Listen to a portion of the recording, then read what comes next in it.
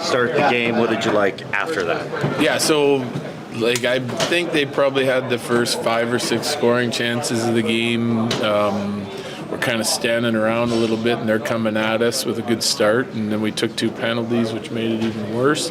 But I would say after the first 10 minutes of the game, I was not just happy, but really happy with our game. I thought we dug in on the defensive side of things. We made some nice plays and were patient with the puck in the offensive zone, executed well. Power play gets us a goal. There's lots to like, especially in the checking part of our game, getting above pucks in the neutral zone for the last 2 periods or 2+ periods. I thought was really good. We talked a lot about that 5 and 7 stretch, and you're coming out of it with 8 points. I have to imagine you're pretty happy with what you've seen from this group for this stretch here. Yeah, for sure. Especially coming out of that break, because you're always hoping for the best, but you just never know, what you're going to get. Especially in our situation with so many guys going to the Olympics, we didn't know what the fatigue would be like. You have practice for 5 or 6 days for the rest of the guys, but that was such a small group. It was difficult to do a lot of 5-on-5 stuff. We hit the ice in the Utah game, and we hadn't had our team together at all, not for 1 minute before we played, and when we were right into a back-to-back. So we still haven't got our team on the ice together except for 1 pregame skate. So I think they've handled it real well. There was significant amount of maturity from the group and focus coming into this stretch, and now we're through it and getting ready for one of the biggest games of the year, Friday against Dallas. Your team is, your record speaks for itself, but when you look at your club, is there a feeling like, we're really, really good, we're heads above everybody else? I don't think any team in the league is heads and shoulders above anybody else. I think you have to earn it and prove it every single night when you come to play, or you're going to get beat.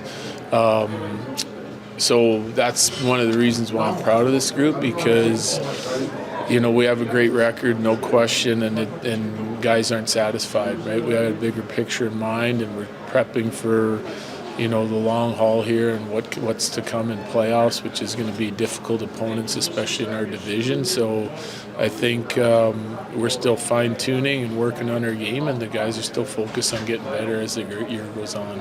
Does it feel like you're finding more and more positives to pull out of the power play right now? Well, for me, that's 3 and 4 nights, 5 nights.